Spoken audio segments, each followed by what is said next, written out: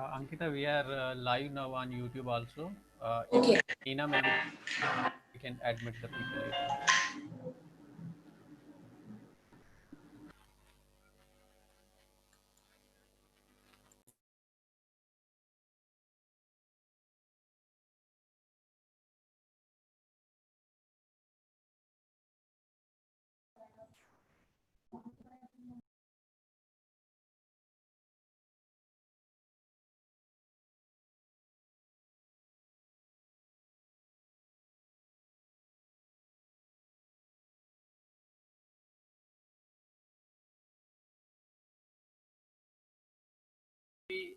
Unmute, unmute, unmute.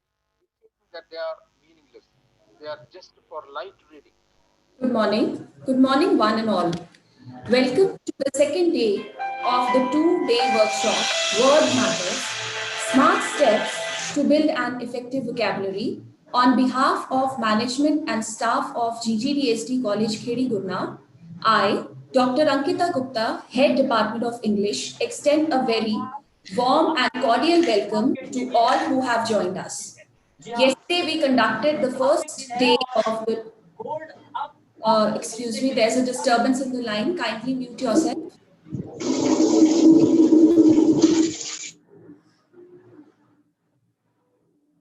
Thank you so much. For a smooth conduct of the workshop, I request all the participants yet again to keep themselves on mute.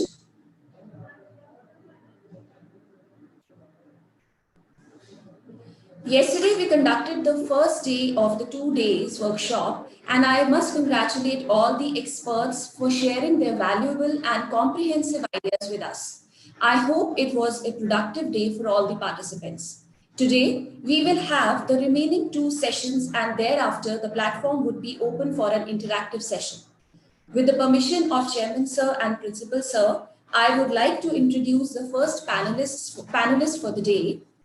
Dr. Neena Gupta is working as an assistant professor in the Department of English, Central University of Jammu.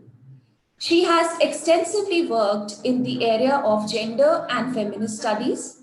Her research interests include contemporary women's writing, translation studies, Native American and diaspora studies.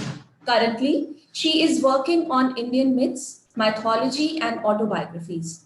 She is an active member of many literary organizations like the Shakespeare Association of India, the Ecosophical Foundation for the Study of Literature and Environment, to name just a few. She has also a huge list of publications to her credit. So without further delaying the time, I would like to hand it over to you, ma'am. Over to you, ma'am. Thank you, Ankita. Such a pleasure to see you conducting this session, and thank you for inviting me for the talk. And I also would like to thank the college for giving me this opportunity. It's extremely interesting to be interacting with people across, the country like this. There were so many times that we wanted to talk to people, go out and visit, but academic things would take up so much attention, we would hardly get time to interact with people. All said and done, one of my favorite sayings in English is, it's an ill wind which blows no one any good. And despite all the tragic things that are happening in the pandemic, this interconnection that we are building, these connections, this closeness that we are experiencing academically is something of immense value. And as you said, these are steps to build the vocabulary. That's words matter. And the first step, I want to congratulate all the participants who have taken this first step towards the vocabulary, and also if they're attending all the other webinars in order to make use of this time productively. My talk is on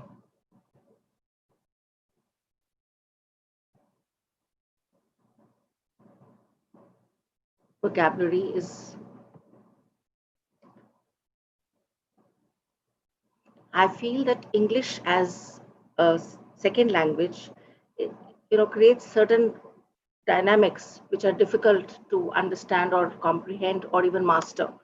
So while we have to go on building our vocabulary, there are certain things that we need to be aware of, careful of, and of course, knowledge and the time that we spend on anything is very important.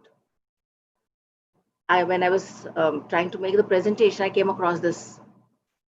Vocabulary is so important. We even have created a website to help expand yours. It's so interesting, how they are luring the academic field. So vocabulary, of course, in since yesterday, you know what it is about. We are dealing with words and the range of language of a person or a group.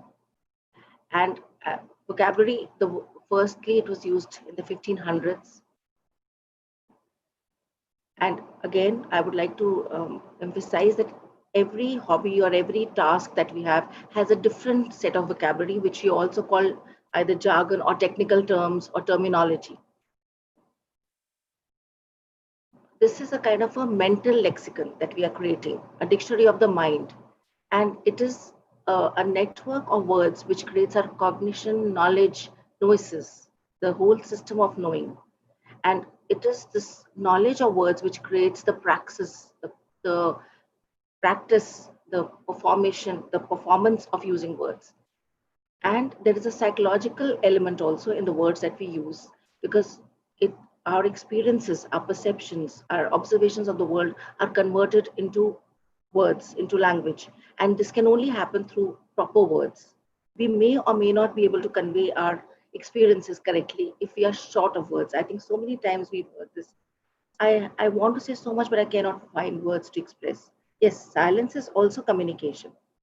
However, certain words at the right time do make a lot of difference.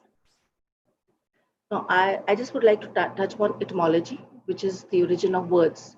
Now, etymologies are not definitions of words, like it's not the meaning. It is the origin, from where it came, what it had meant originally, and the changes that it has gone through over a period of time. And we find that due to migration of human beings, due to certain wars, due to diasporic conditions, words have traveled from places to different places, and the meaning has changed a little, and they have evolved quite a bit. So now English is, unlike the Indian language Sanskrit, which is the mother of so many Indian languages.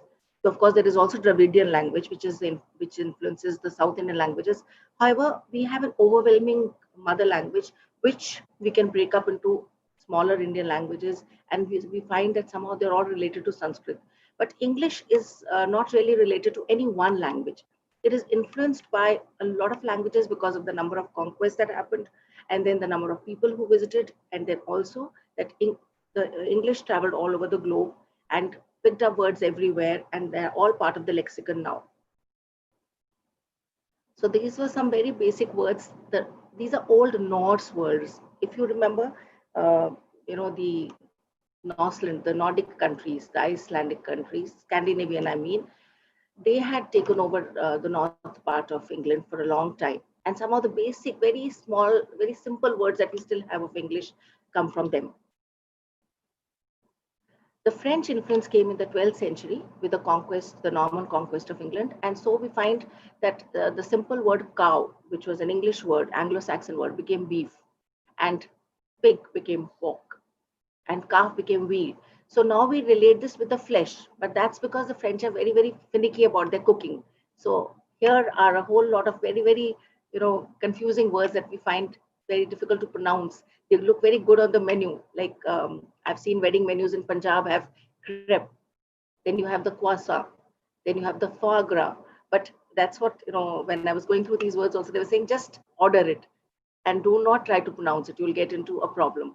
Then déjà vu, rendezvous, portmanteau, encore, envelope, elope, entree. These are some of the very basic words that have come from the French, which is why we find them difficult to pronounce or even use them in our daily interactions. I wanted to start with these new words that have come in because of the pandemic. The epidemic comes from Greek, and the pandemic, the difference is that while epidemic is common or affects whole people, a pandemic will affect all people, which is why the definition in the beginning of February was epidemic, and then by March, end of March, and by the beginning of April, it became pandemic. So these small, changes in vocabulary can make a lot of difference, and it can create a lot of communication, ease in communication. Virus is also Latin, and virus we know has so many meanings. The word viral, it came in the 20th century meaning something which is infectious, but the internet sense of viral, we all know, is so viral. Now, the word corona actually means the crown, and it has been used as a crown in botany, anatomy, as advertisements for beers. We know that was, what the beer people were very unhappy about the corona virus being, so negatively interpreted. But the coronavirus, as we've seen, it has that crown of thorns like a look, which is why it's called a coronavirus, because of the look. Then quarantine or quarantine, it came from the first plagues, the bubonic plague of the 14th century, and it is connected, of course, to the word quar, which is 4 or 40. So a space of 40 days, the ship was kept away from land, and nobody was allowed to disembark. So that is how we still have this idea of quarantine, which of course was also used when you're hospitalized for a little while due to infections. When you have smallpox or chickenpox, a separate room is kept for you. Sanitize, from Latin sanus, it means sane, healthy. Now, wordometrics, the idea here is to reiterate that when we use vocabulary, it can be used in the technical way or in a non-technical way, which is in general communication. So you will always use a different kind of a vocabulary for different purposes. So you have to have a specific vocabulary for certain things. For example, if you're dealing with a vehicle, because of now here, this was the idea I got because of the translation that, because we are varying between two languages. So we tend to use very simple words when we are translating into English. So it's like, where are you going? Are you taking the car? Are you taking a vehicle? So we use a very neutral word vehicle to convey a four-wheeler or even a two-wheeler. But here you can have, many, many meanings, and it's better to be specific sometimes. And instead of saying "मैं गाड़ी ले जा रहा हूँ," I'm taking the vehicle. It's simple for us. Now the reason is that in Hindi we do not have many words for vehicles. Like in Latin, there is only one word, vehicle. So it is only with the coming of the motor that so many other names have come up. So it's these names that we have to now master, because this is the particularity of a particular field. Similarly, we have examples in cooking, and we have examples in teaching. We have a vocabulary for everything. So when you have with the engine, instead of saying engine is not like we say it because of Hindi, start nahi ho rahi hai. So it's the ignition. You turn the key in the ignition, you rev it up or you accelerate, but the engine stalls, then it picks up speed, then it slows down. So it's better to know some of the specific terms. Now, these are some of the jokes that go around on WhatsApp, but we have to, instead of just forwarding them, just pay a little attention. Fingertips and toe tips. Why? It's just convention. English language has a lot of conventional mode to it. Just as they never wrote down their constitution, and they have the uniqueness of having an unwritten constitution, but they are the most disciplined people in the world. Even now, I mean, that is one of the rarity of the Europeans, especially the British. They're very particular about what they do because of the conventions. They do not write down these things, but they follow conventions very strictly. So because as I said earlier, the influence of so many languages was there. So those words have just come in, and they have not really bothered to standardize them so much. Now, word engineering. The word engineering itself is because of a suffix. Engine and ear is the suffix. So when we are making new words or trying to understand longer words, or sometimes we come across words that we do not know, it's good to break it up like we do for spelling, good to break it up into its root word. So simple words like do, heat, they can be, connected in many ways. So we have logy is a very important suffix. We all know that. Then cardiologist, the ologist is another word. Then AL will add to many words, and ICAL will add, like politics and political. It will add to the words. So now side meant killing. So homicide, matricide, fratricide, all these words mean killing somebody. Homicide is murder.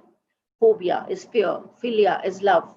So we Indians are sort of in some ways, Punjabis are not, but most of us are very, very xenophobic, meaning that we are very, afraid, or we have a dislike for foreigners.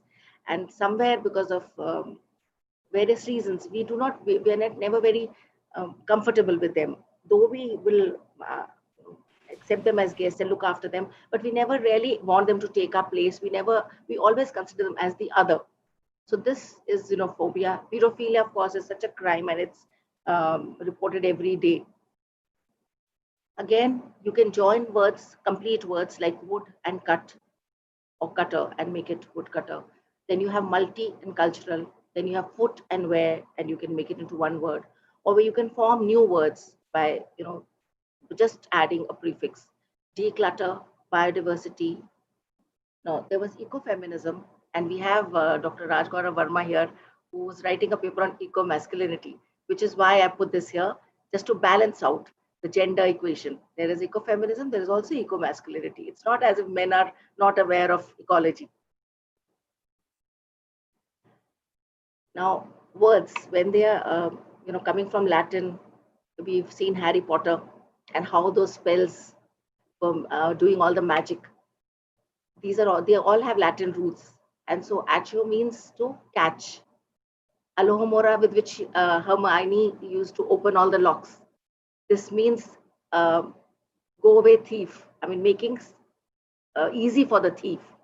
Expelliarmus, expelliarmus, expel your arm, which means your wand is taken away from you. Now, scourgify is cleaning up.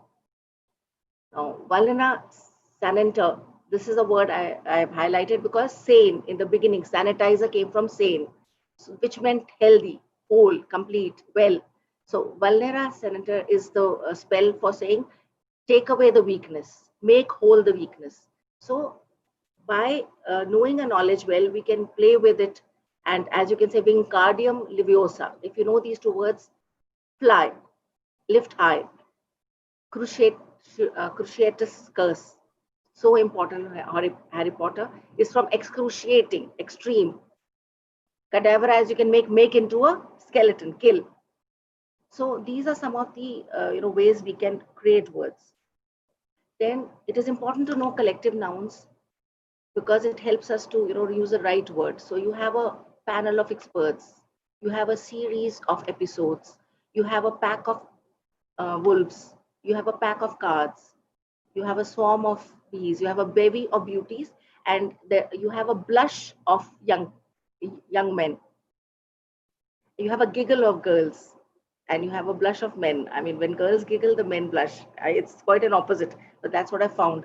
So, sometimes when you're studying words, you are intrigued by the way people behaved earlier and how some of this gendering took place. So, a giggle of girls, because you see in a group, girls are generally giggling.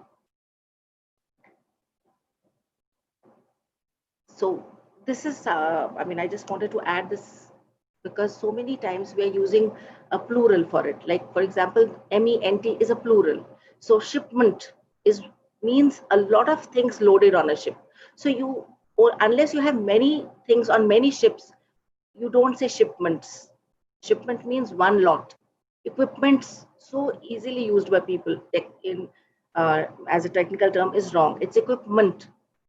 Then hutment means a collection of huts. So you cannot have hutments unless you say there are several hutments in Bombay.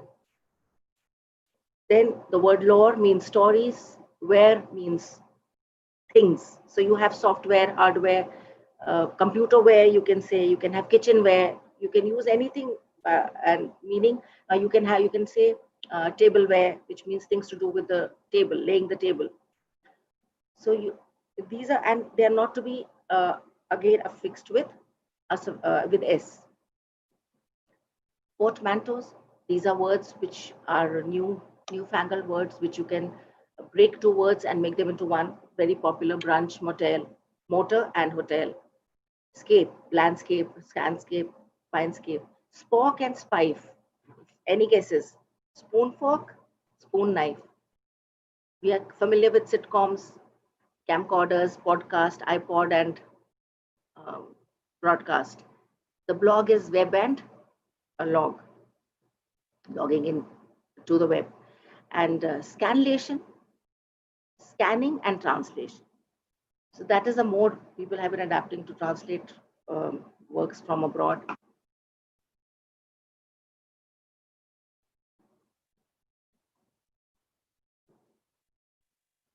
Now, prefix fashioning means that you should know certain words which and their meanings, the prefixes or suffixes. Then you can make more words like you made with where. Amoral. This is a new prefix. You had immoral or moral. The immoral, the opposite of moral. Amoral is something in between. So when you cannot sort of decide whether this is a person is not really moral, but that person is not immoral either. So that for that person, morality doesn't matter. Society doesn't matter, or politics doesn't matter. A perfectly makes sense. Now, post, neo, trans, these are some of the very important prefixes we have. Pre, for anything. Now, when we're using vocabulary, it's important to understand that along with certain words, there are certain prepositions also which are important. So you cannot use them alone. Now, for example, we say put on the light, or we can say switch on the light. But if you say put the light or switch the light, that's wrong. Most of us know it. And so if you use it in the wrong sense when we are translating, so the cat jumped on the computer seems okay, but the cat jumped the computer on. So just by moving the preposition, we can change the meaning. So words and prepositions have to be considered together. Here are some examples, like very simple words: stand out, stand up, stand aside, stand in line.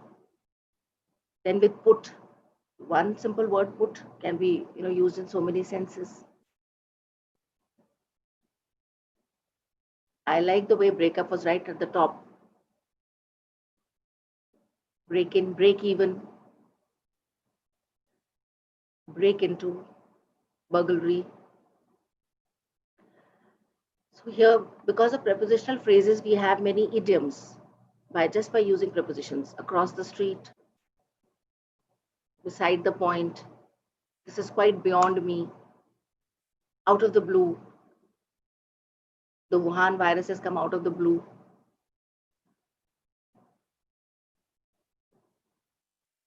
Again, I'm just giving you these slides because I found some of these lists on the net, and I have some sources for you which you can. It's always better to download some of these lists when you want to use or write at one's leisure, by request, on balance. Everybody is familiar with I'm on a diet. Now we have this very popular idiom in translation: my head is going round in circles, my head is going round and round.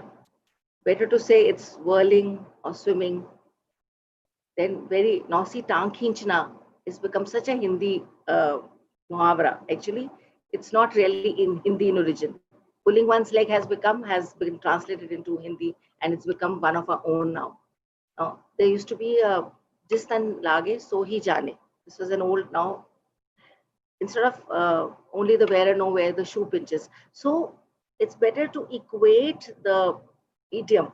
Find a list of idioms in English which match your meaning in Hindi or Punjabi or any of your native languages, rather than translate it literally like my head is going round in circles. Now, bin badal barsat, an unexpected bonus, something that a legacy.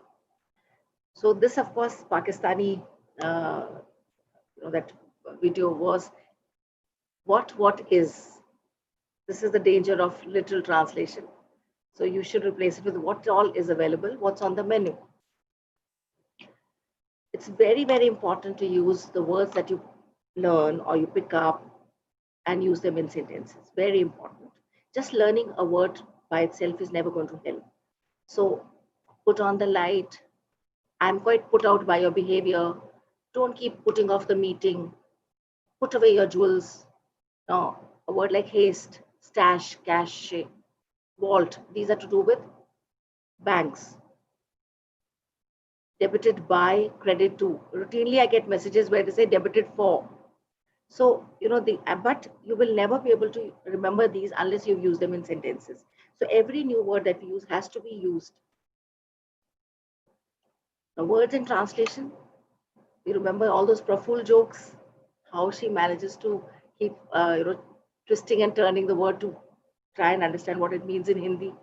So I'm asking the participants, tweak, squeeze, tough, dull. What is the word in your language that would just exactly mean the same thing? It's difficult.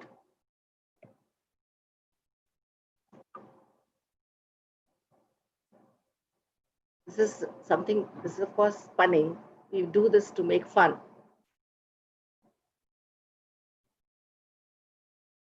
So in translation like kilo, we think everybody's using kinne kilo, how much a kilo, but it's not actually a Hindi word. It's not an Indian word at all.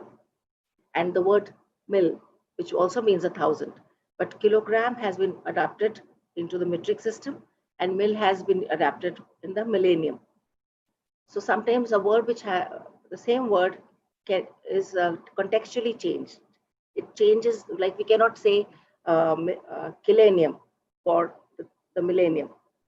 We cannot change them, though they have the similar meaning. So over a period of time, the usage changes. So with the expansion of English, because of all the wide traveling, it's become a global language. And these are some of the words. Tea, interestingly, tea and chai. These are words which are supposed to be of Chinese origin.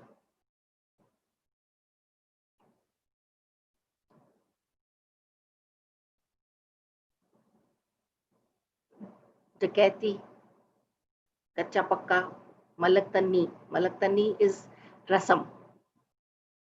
Now this is a very much prized soup on English menus. The word jungle we know. Now the word jungle, why they had to adopt the word jungle? Why could not they use the word forest or woods, which is an English word? Because woods are very simple and they don't have the kind of denseness that a jungle has. So the jungle conveyed the sense of the density, that fear, the danger, the impenetration of light, which the word forest could not, because the English have very small woods, and the biggest forest in Europe, which is the most fearsome forest, is the Black Forest, where all the witches and the ghosts and all past secrets reside. So for them, for the Europeans to understand the African jungles or the Indian jungles was very difficult. So they had to retain this word because no other word conveyed. So this is a point that I would like to reiterate, that in translation sometimes, like so many times the Hindi lovers, they insist on translating a word into Hindi just to show that Hindi is very flexible. It is, no doubt. And because when it comes from Sanskrit or like Urdu from Arabic, there are many flexible things that you can do with any language. But it's always better to adopt the word as it is, because the nuance of a particular word in its native language sometimes cannot be conveyed in a foreign language. So now, for example, quarantine. How would you have conveyed that word? So I was trying to tell somebody, I was telling a girl I knew that if you come to Jammu, you'll have to, be kept away for 4 days. And she doesn't know English. It's quarantine. So these words have now passed into our language forever. This is something which I always sometimes use in a class when I am first taking the class. The word drop, so stylish. And have in Punjabi or in Dogri, have you heard the word tropa? Tropa means both drop and stitch. So just because it is with a D, we feel it's a foreign word, but actually it's the same word. So this is the Indo-European root. So in our Punjabi and Dogri dialects, we tend to uh, elide the tough sounds. We lessen them. So the becomes the. Now gnosis. It's such a foreign sounding word. But look at the jnanam, gyan, how we are told that it's jnana and then it's gyan. So the root is again the Greek gnosis, which is knowledge. So somewhere we are all connected. And of course, the pandemic has taught that. But anyway, even earlier, good things have also connected us. Words have connected us. So synonyms, of course, I looked at the web, and synonyms for dictionary were so many. Cyclopedia, like palaver, concordance, meaning word which is in concord with it, connected with it. Antonyms, we use opposites very clearly, but I would just like to add here that black and white, giant, dwarf, these are adjectives for a different age when people liked to create a difference. They wanted to show how one thing is different from another. This is a categorization, and this is a kind of a scientific way of looking at things just to differentiate. As children, we were given these examples to compare and contrast. But today we have reached a place where we are able to be more nuanced. Humankind has journeyed to a place and we have evolved mentally, psychologically, spiritually to such a place where we do not distinguish so clearly. We do not create binaries, divisions, dichotomies between black and white, giant and dwarf. We understand there's a whole range in between. Between liberty and slavery, there are degrees of liberty and degrees of slavery. Between truth, untruth, lie, falsehoods, there are many, many white truths and post truth and fake news and a whole lot of trolling, and between good and bad also there is so much difference. Everybody is not completely good, everybody is not completely bad. So when we use antonyms, I sort of prefer the English way of saying he's not so white, and I don't quite feel so free. So these words convey the degree of the meaning, a degree in the meaning rather than a starkness. So this nuanced expression is, I think, the need of the day. This is interesting. This is just usage over a period of time. How a word first came, and then later when a new word was added, it changed the meaning. We are all familiar, of course, with homophones, homographs, homonyms, but it is something that we have to understand, that the sight and the sound and the meaning. The sight of a word is important, so reading is very important. The sound of a word is important, so speaking it aloud is important. And thirdly, understanding the meaning. Now, we can understand the meaning either by going to the dictionary or repeatedly using that word, or trying to, when we see that word in different contexts, we understand the meaning. So there's no need to feel that we have to always have a dictionary with us. Band, the word band means a band, a rock band. It also means a wedding band. Desert, to desert, or to the desert. So here, where and where, bow and bow, fun, like the words that we were using here, like manufacture and all, these are all puns. So it's great deal of fun to keep using words, the same words with 2 or 3 meanings, and I keep getting a lot of forwards in which this thing is done with so many words that you keep changing the meaning and having fun out of it.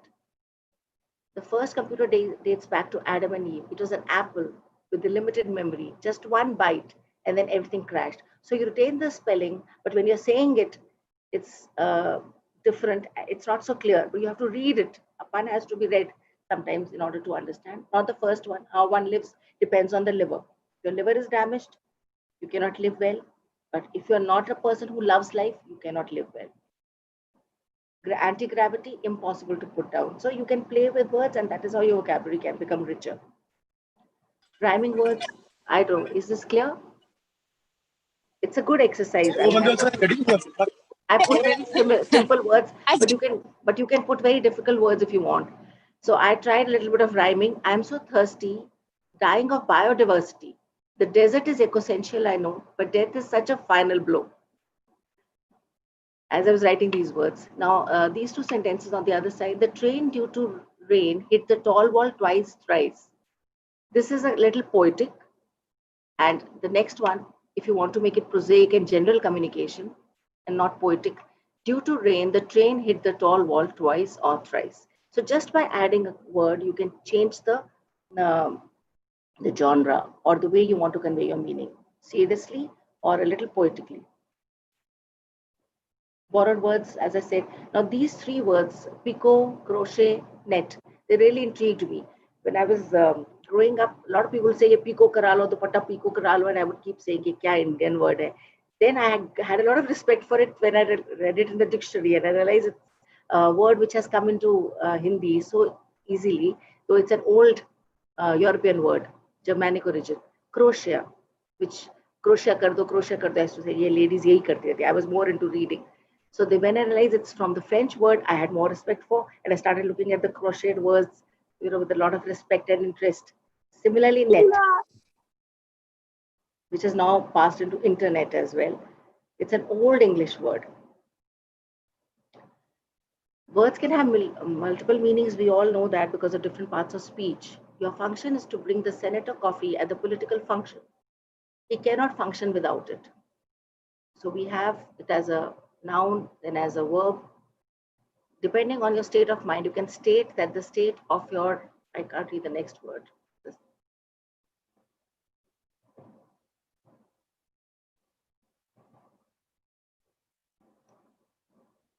Neologisms. This is again a word which is created out of ism. Neo means new, log means word, ism is creating, a system of words. So one of the important words is Anthropocene, a good positive word which is making us aware of how man has affected environment, and a very negative word which is racist, which has been invented by the President of the United States. This vocabulary has come up recently.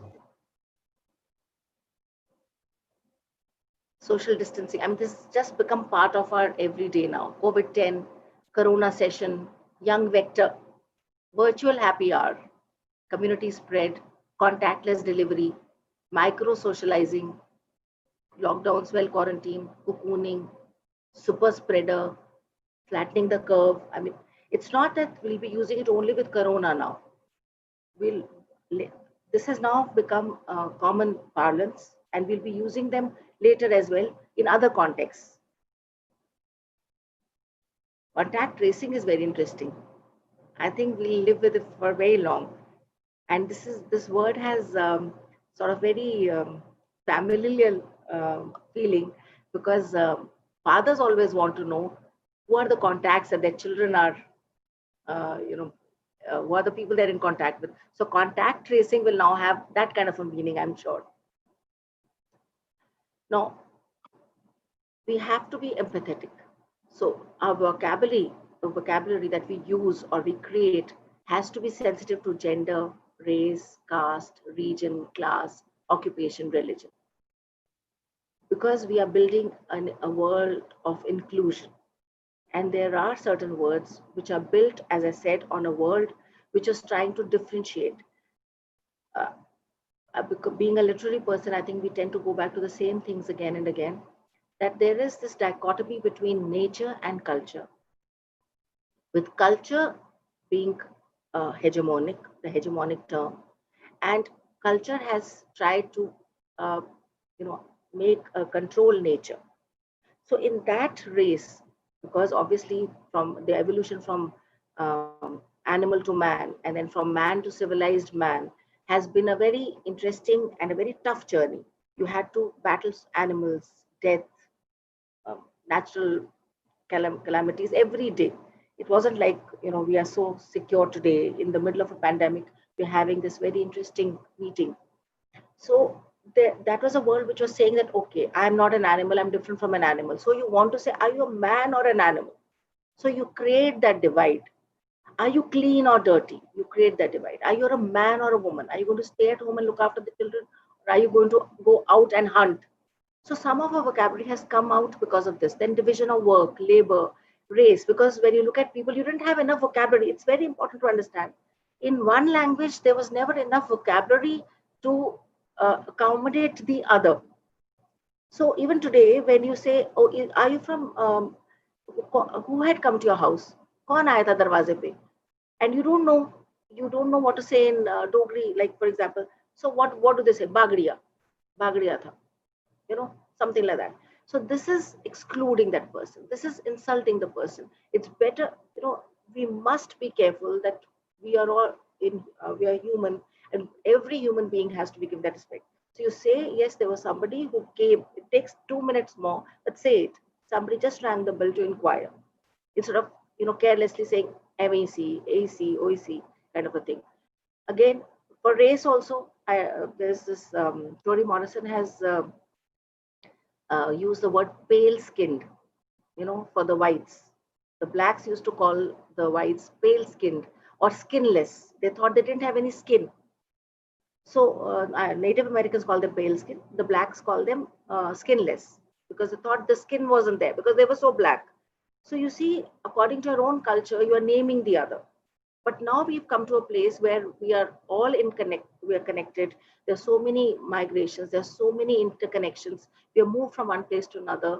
And how are we going to show that we are human? How are we going to show that we are more evolved, except by doing away with some of the vocabulary which divides, which creates this division. So I mean, a long time back when I was sitting with my friends, colleagues, I suddenly discovered that it was the adjective and the antonym which had divided the world.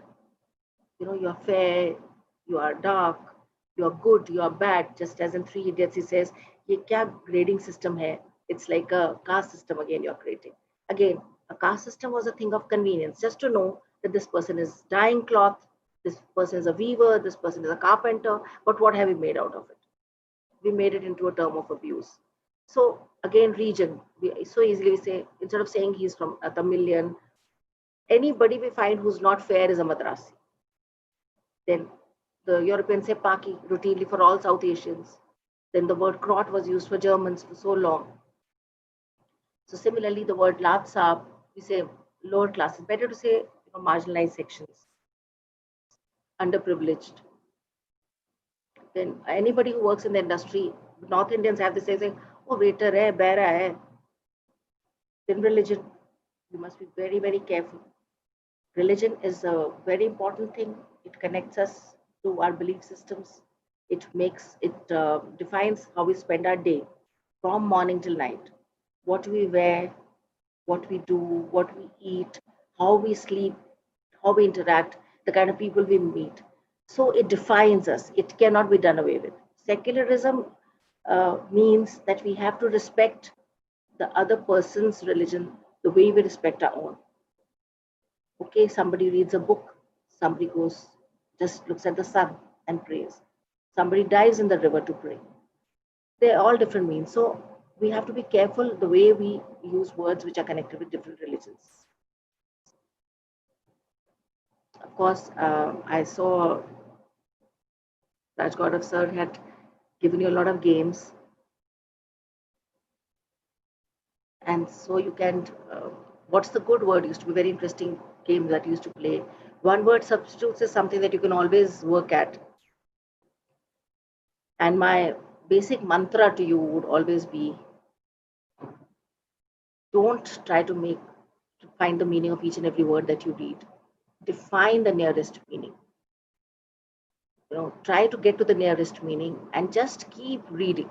Just keep reading till you get the meaning. Just keep using a word till you get the meaning. If you use a word wrongly in a personal group, it doesn't matter. It will create laughter. But if you use a wrong word in a formal context, that will be bad. So use it among friends. Great laughter. It's a great medicine. Now, pre-conclusion. I wanted to use this. You can use pre anywhere except saying prepone. The correct word is advanced. Postpone a meeting, advance a meeting. But I think prepone is here to stay. So I leave you to it.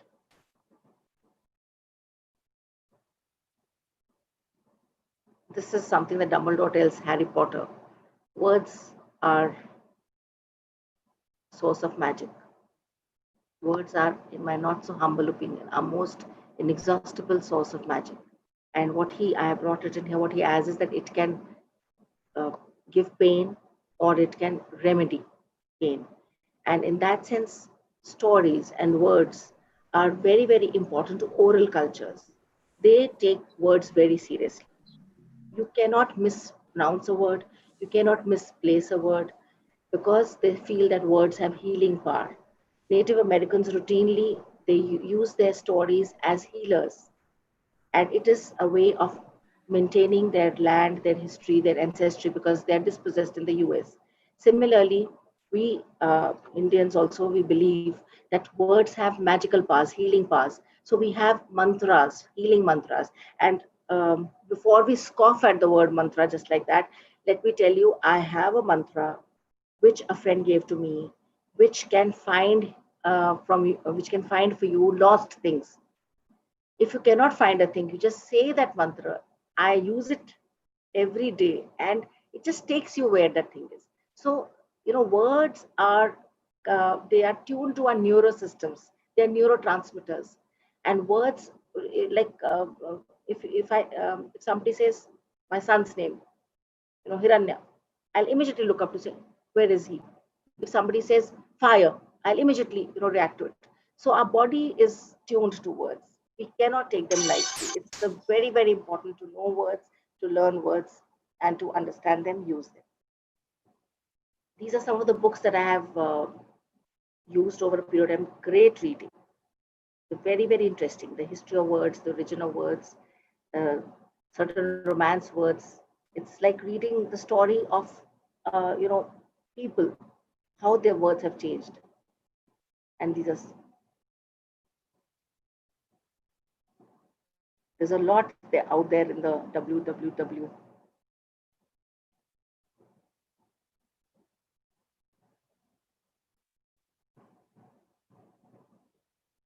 Telugu and Tamil movies taking over, not just in terms of ideas. Yes, Ankita. Thank you so much, ma'am. Did I take too long? No, it's okay. It's okay, ma'am. Thank you for giving such a functional and a very practical insight into how to enhance vocabulary and use it in an operative manner. Like, what is the right way of using? Like, I learned the correct usage of advance the meeting, not prepone the meeting, and a lot of other examples. I would just like to take 1 minute here and share with you that ma'am has been my teacher when I was a student at university. And I have learned so much from her. Like when she was just taking the session, I remembered one instance. She asked me, like, just generally, when's your presentation? And I just in a layman way said, ma'am, it is 22.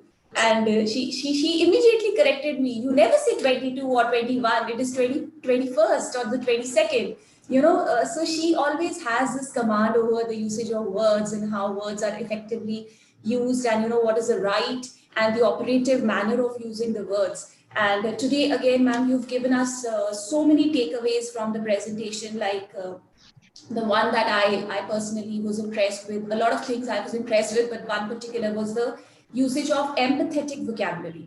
Because, unconsciously we are using terminologies, and we are, in that structured system of, so sure, the binary oppositions of black and white, of good and bad, and, many such things. So, ma'am, thank you so much for consenting to, take the session. And would you like to take the questions just now or towards the end? Because there are a lot of questions that are coming in, a lot of people who want to interact with you. Yeah, I can take them. Okay, so the session is open for the participants. Whosoever has a question can unmute and ask. Good morning, ma'am. Yeah. Excuse me, ma'am. Just one by one. It's a request, please. Just one by one. Excuse me, ma'am. Yes, please. Yeah. I have a question. I hope I know the answer. I don't have all the answers. Anyway. Ma'am, first of all, good afternoon to all of you. Myself, Latif Ahmed Khan, Senior PGT English from JNK Sainik School, Mansbal. Oh, nice to see you. You are coming so far away. Good to be Yes, ma'am. Yes, ma'am. Actually, it was a wonderful session with you. I am all praises for you, ma'am. Thank you. Plus, the discourse that you delivered about words and vocabulary, it's great, and I'm very much jubilant and happy. And I could comprehend only one thing, that the way we need raw material for building a house, in the similar way, to build a good language bridge, we need words, expressions and antonyms and synonyms, like that. Yes. Ma'am, my question is now, ma'am, what are the ways and means to improve upon our vocabulary part of English? What are the ways and means to build a top class set of words, top class set of vocabulary, so that we can keep going in our so that we can keep going in our classroom. Ma'am, is there any way? Is there any way to improve upon vocabulary part of English in a short period of time? The material, the books which we need to consult. Yes, see, it's very important, to give yourself small tasks, like we used to do in school. The kind of exercise that all English teachers are very fond of giving to the students is write a paragraph about the way you spent your Sunday. Write a short paragraph on a picnic that you attended.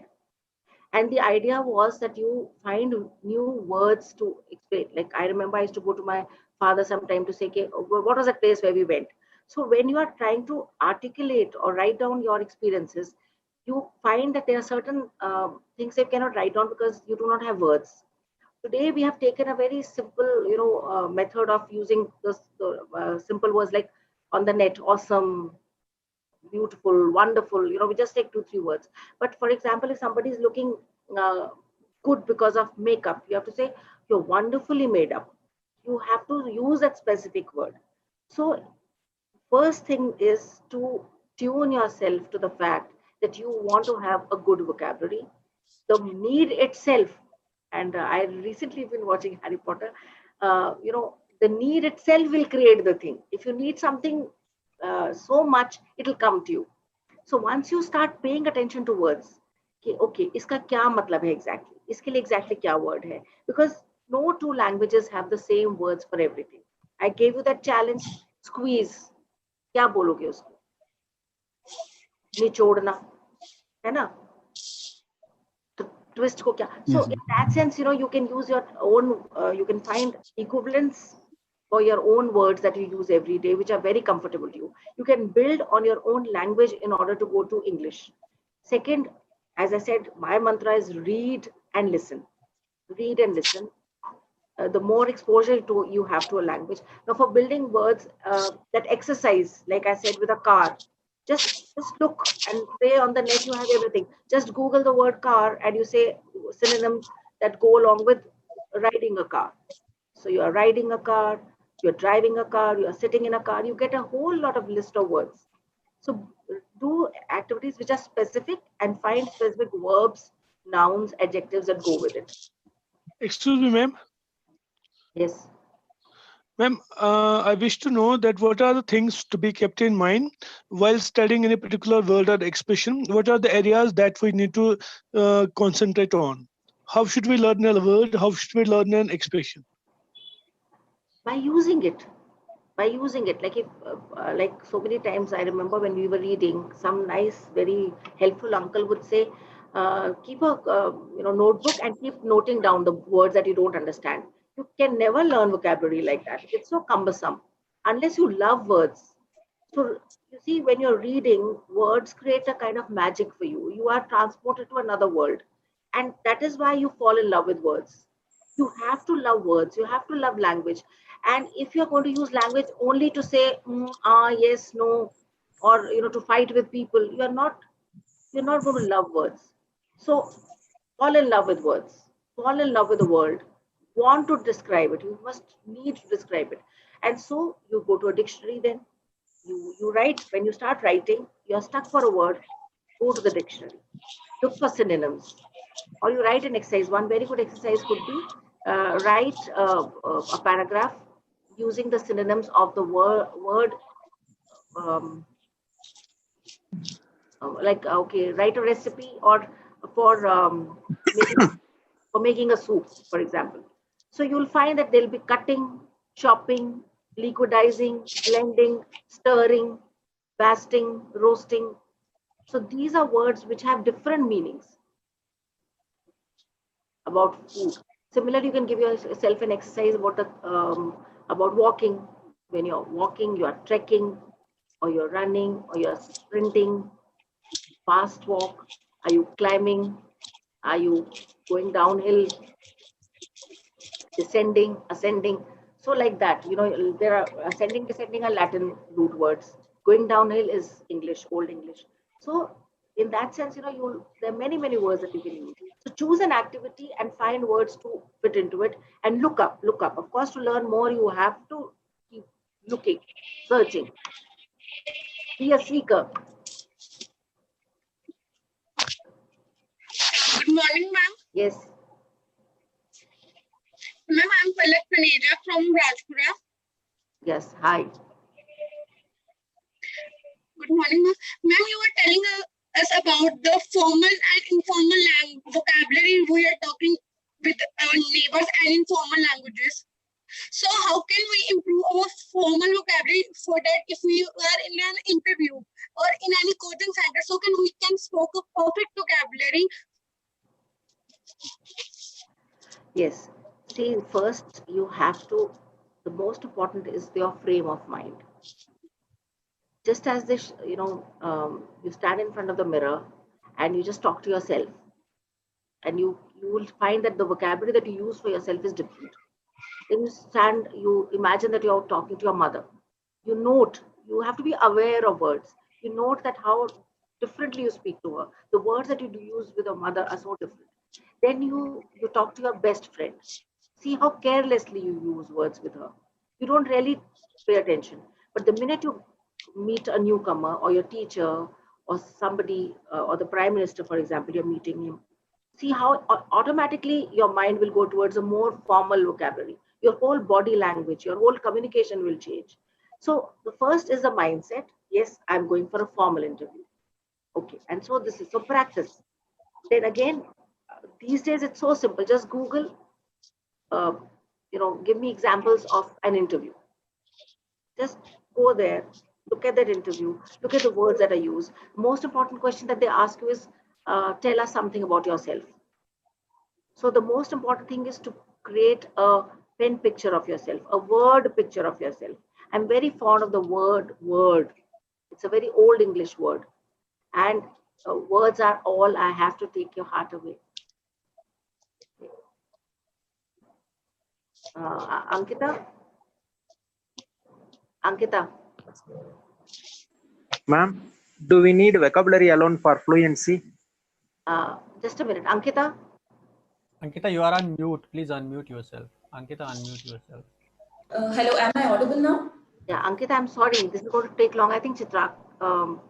The second speaker, yeah, she's. Yeah. So I'll take it later. I'm here. I'll take it later. Okay.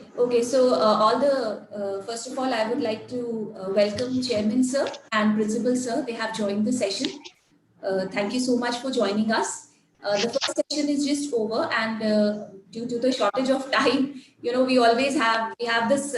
I'm really happy that we have an active participation, and we have participants who are so eager and so keen to learn. But we are just keeping the second speaker waiting for a very long time. So we'll just take the second session first, and after the session, we'll open the house for interaction. Thank you. The next session, Chitrakshi, are you ready? Absolutely. Yeah, thank you. I'm so sorry for keeping you waiting for so long, and thank you for being patient with us. The next session will be taken up by the much talented and charismatic Chitrakshi Witch, who is one of the very few certified image consultants in the country. She is also a communication and behavioral trainer who has trained groups that are diverse in age, stage, place, culture, and profession. She has worked with various media houses in the field of PR, marketing, and advertising. And you will be surprised to know that she is an engineer, but turned visioner, who seeks to help you discover the power of you. With these words, I hand it over to you, Chitrakshi. Thank you so much, Ankita. No matter how many webinars or trainings you take, every time somebody introduces you, you get butterflies in your stomach and you suddenly lose track of what you were going to say next. And you get lost in how somebody is introducing you. Thank you so much for the wonderful introduction. Good morning, everybody. Why did I say good morning? This is the first time I'm speaking to you. So I assume it's supposed to be morning. No? Is it afternoon? Oh, my vocabulary has afternoon, but I did not put 2 and 2 together. I assumed the first time you greet somebody, it's supposed to be morning, but my vocabulary says it's post 12 o'clock. That means it's afternoon. Okay, on that note, I'm sure I have all your attention right here, and I would want to tell you that we have some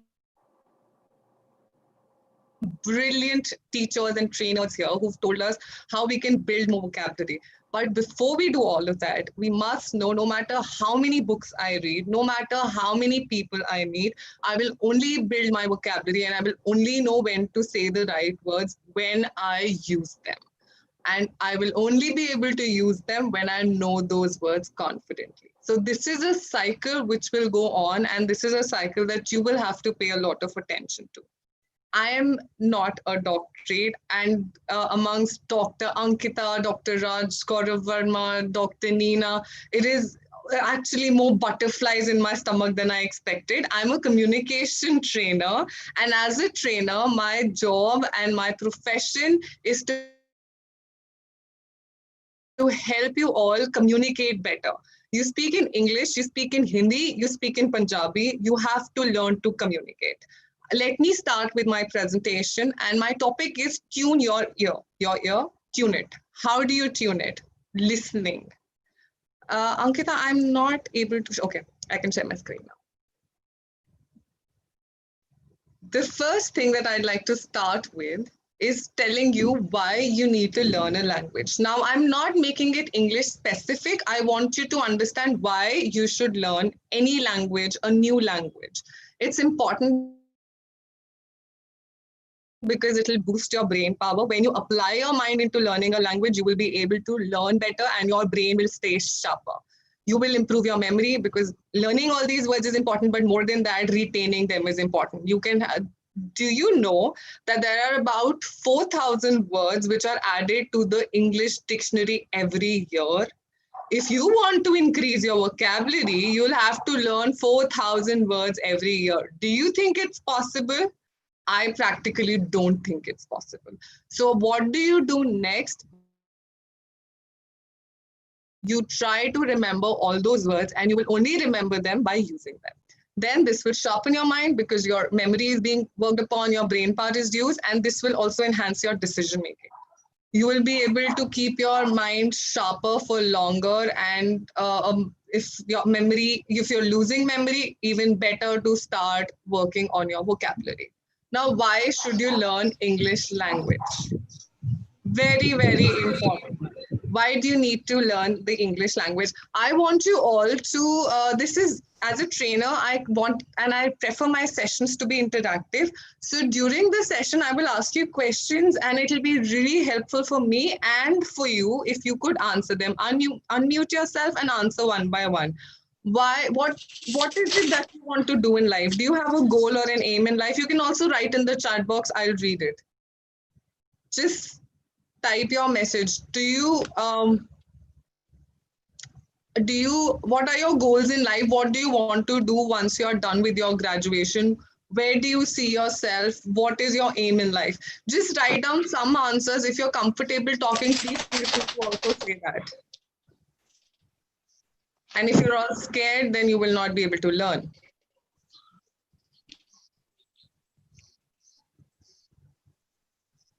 Okay, we don't have, I just heard somebody saying, we're not all students here, but we all have an aim or goal. No matter what our age, we want to reach somewhere. What is your aim or goal in life? Okay, Shavleen says she wants to become a writer. Wonderful. So if you become a writer, Shavleen, you one day want to sit in a library or a beautiful place and read your book out loud to people around you? I'm sure you would. Okay, yes, Nitya, you're saying something.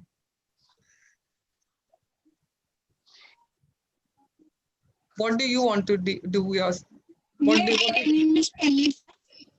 Your name is?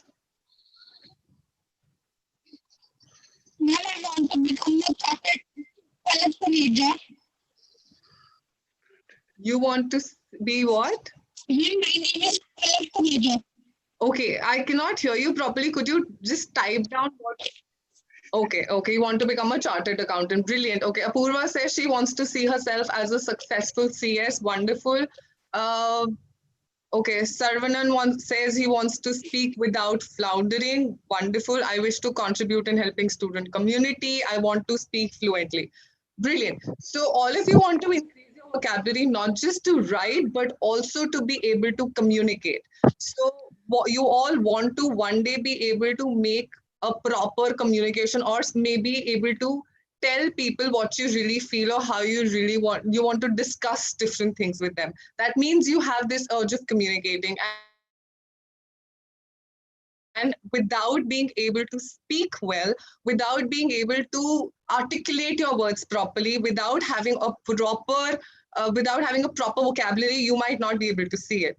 As a kid, as a toddler, we're all taught, parents teach us, okay, sit down, stand up, walk, eat, no, yes, mama, papa. So this basic vocabulary, even a child knows. This, as a child, if you've already done this basic vocabulary, now as an adult, when you're growing up, you need to enhance your vocabulary. How will you enhance your vocabulary, and what are the reasons? No matter what your aim in life is, you need to communicate. And India is no more restricted, or we are all no more restricted to our cities, our villages, our towns, or our country. We are all global now. We have a platform right here, especially with COVID-19. We've learned that we are no more sitting at home and only interacting with people in the house. Right now, I am sitting in JNK and I'm talking to all of you right there in Punjab. I did another session a week back in Meghalaya, and so on. So now, sitting right here, I've been able to interact with half the country. I've been connecting with all my friends and family outside, and it's very easy to understand and talk to them. So now that you all know that we're no more locals and we've become glocals, which is a new word that they've introduced, which means you're now global locals. So now you have access to the entire world. You need to know one language which everybody speaks. Now, why should you learn English? One, because it'll help you exercise your brain. I just told you, new language. Second, it'll improve your confidence. So when you get out of words like sit, stand, eat, mama, papa, and you can speak words, you can make sentences, and your sentences make sense as well. That's when you'll be able to talk to people more and hence improve your confidence. That also means if I can speak good English, I can stand in front of people and tell them how confidently I can speak English. Mujhe English aati hai yaar. Okay, with that attitude in mind, you have to, that is the main reason you would want to also know a new language. Knowing English, like I said, we are now glocals. So once we know English, it opens a lot of avenues and doors as far as job opportunities are concerned. You can easily travel anywhere in the world, meet everybody, interact with everybody. You can date more people. When you know English, you have more options. Okay, that's on a lighter note. And you can consume more online content. A lot of online content is based and powerfully based on English. Now, if you don't understand English, if you don't have your vocabulary right, how will you understand what they're saying? Keeping that in mind, I'm going to tell you why you don't know English yet. What stops you from learning? Not why, but what stops you? Okay, one major thing that could stop you probably is your practical barrier, which is disability, the cost of learning, or the age at which you're learning. So the older you get, you become shy of learning new things because you're scared of making mistakes. Second, emotional barrier. You're already not confident, you have a low self-esteem. If you learn something or make a mistake now, you will assume automatically that people might bog you down, and hence you will not be able to concentrate better. Okay. Third is your social and cultural barrier. The reason you're not very fluent with English, or you're not very good with your language, is because you've not had the sort of background where you're exposed to English, or your exposure to English has been very limited. Fourth, you have your physical barrier, which means unsupportive friends or family. The second you say something in English, you usually get an answer like, "Acha, badi English bolta hai, aaj zyada English seekh li." This is also a reason which will stop you from speaking in English. Now, if you have any of these barriers, make sure that you first accept and acknowledge these barriers. You should know that there are these barriers which exist. Now, personal barriers are mental blocks, fear of learning, or certain learning disabilities that you don't even know of. So keep all these things in mind, understand that there is a problem, identify what the problem is, and once you're sure you know what the problem is, then work upon it. It's only when you find this problem, when you understand that there is something, identify the problem, only then will you be able to change it, get a solution or resolve it. Now, we all have, when I started learning English, I wasn't born with speaking the way I do today. I wasn't born the way I look today. I was born just like all of you are. I had to work a lot on my English as well. I read books, I do all of that. However, it's easier said than done. It's not just books, you have to do a lot of things. Now, one language, which is English. Do you know where English is spoken the most? Put it in the chat box, or if you want to unmute yourselves and answer that. Where do we speak English the most? As per you. Offices. In offices. I mean, which country? Yes, in the office for sure, but which country? India. Okay. Not really. Okay, yeah, another chance. I thought this was supposed to be simple. Where is English spoken the most? Excuse me, can I say? It is obvious in Britain, in England. It is the origin. Okay, Akanksha Sharma says US. Yes. Hello, excuse me, ma'am. Yes. It is self-explanatory question that English is spoken all over the world. Number one. Number two, it is spoken only in the country where it is their native language, like England and Britain and America as well, Australia like. Okay, thank you for that answer. However, no, English is not spoken across the world like that. English is highest. The maximum English speakers are in the US, where, by the way, it's not even the official language. Second, it's spoken the most in India. The second country to speak the most English is India. Can you believe that? And as Indians, we don't even know the correct English. Unbelievable. England comes third. So England is far behind. No, sorry, England comes fourth. Third is Pakistan. So for that matter, you need to really get your research right, everybody. India speaks the second highest amount of English, and we don't know English. And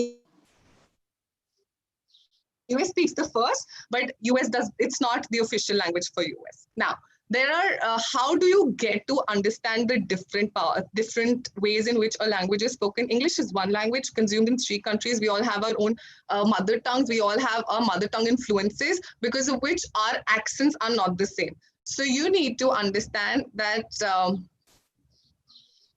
same language, different accents here.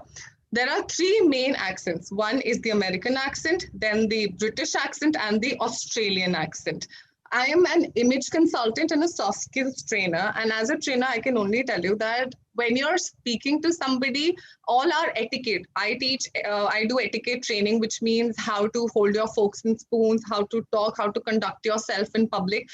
And 90% of our etiquette comes from Britain. It comes from England, from the Britishers, because they are said to be the most polished amongst everybody.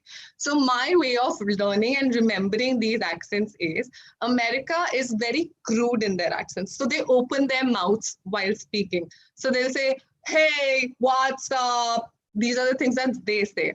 Whereas in British, people close their mouths and speak. So it's etiquette, tamiz, tehzeeb, as we call it. So they close their mouths and speak. So, hello, how are you? That's how the Britishers speak. This will help you understand the accent better, and hence you will be able to learn the words, understand the words, and comprehend the words. When Excuse me, ma'am. Yes. Excuse me. Actually, when Britishers or Americans speak, they speak with their full taste as far as English demands. And in India, there's a MTI, mother tongue influence, mother tongue interference. So when we try to speak in English, we try to speak English in a different way, not in the way Britishers and Americans speak. That's not so actually, Excuse me.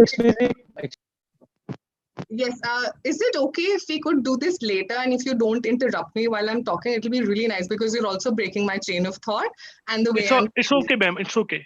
Thank you. And I've been training for quite long enough to know that despite the mother tongue influence, like I just said, I speak Hindi and Punjabi at home, and yet right now I'm speaking absolutely plain and clear and simple English. So mother tongue influence is a very good excuse to run away from the real language problem that you're not learning. Okay, next. And mother tongue influence, as he said, is very, very important. It is a very important factor which plays in on how we speak. But at the same time, we have to understand that we can get over it, or we can come over such a problem. Now, same thing, different language. Tomato. In the British language, tomato is pronounced as tomato. Americans call it tomato, and Australians also call it tomato. So if you understand how Britishers close their mouths while speaking and Americans open their mouths while speaking. So etiquette, every time you have to understand the major difference between British and American English, it is how slang, or how open their mouths are, or how they are just right there talking to you. And Britishers will close their mouths and try to be very nice and poised. They'll be very, very in control of themselves. Okay, the next is water. In America, we say water. In British would say water, water. Australians would also call it water. Third, girl. Americans call it girl, URL, so girl. And Britishers would call it girl. So they see how they try to hold themselves back, be in control of themselves, and keep in check. Now, Americans would call it vitamins, vitamins, and the British would call it British would call it vitamins, and Americans would call it vitamin. Modern, that's how the Britishers would pronounce it, and in America they'll call it modern, modern, and modern. See the emphasis. Dance, dance. Americans will say dance, and Britishers would say dance. Okay, the Americans will call this a mustache, and the Britishers would call it mustache. Excuse me, ma'am. Excuse me, ma'am. Can I answer you after we're done, please? Is that okay? Can I take your questions after we're done with the session? Okay, so some common mistake. What he said, the mother tongue influence, it's also called the local accents, which influence the way we speak. There are a lot of times when we are eager to learn and we are eager to answer questions. However, we want to talk, but there are things which stop us. What are those things that stop us? The fear of making mistakes. How can you overcome or get over this fear of making mistakes? By knowing that everybody is not perfect, and in order to learn, you will have to make mistakes. Only when you make mistakes will you be able to learn better. And if you read 100 books, you might not understand the vocabulary. You will only be able to build your vocabulary when you also practice it by talking or practice it by listening. So you have to practice what you do. Okay. Common mistakes that you make during because of the local accent. These are some words that we commonly get wrong. Now, in India, as Punjabi language speakers or Dogri language speakers, I've trained a lot of people in Jammu who speak in Dogri. So their mother tongue is Dogri, which is the local accent. Yours would be Punjabi, which is again a local language. So you have a habit of, we all have a habit of, Punjabis are very loud. I'm a Punjabi and I'm very proud to say that we are very loud people. As loud people, we tend to, like Americans, open our mouths and tend to take the badi matra in place. So instead of using a chota, we use a. So this is amul. But when people have local accent or mother tongue influence, they call it amul. Very common mistake because हमें बड़ी मात्रा को बोलने की आदत है. Second, this is document, but people call this document. This is lounge. People end up calling it lounge. Salon, saloon. Waffles, waffles. Pizza, pizza. Pizza, that's the correct pronunciation. People call it pizza. No. Now this is one word where we all make mistakes. It's woman is how it's spelled. But when you say it, it is women, women, women. Monk, no, it's monk.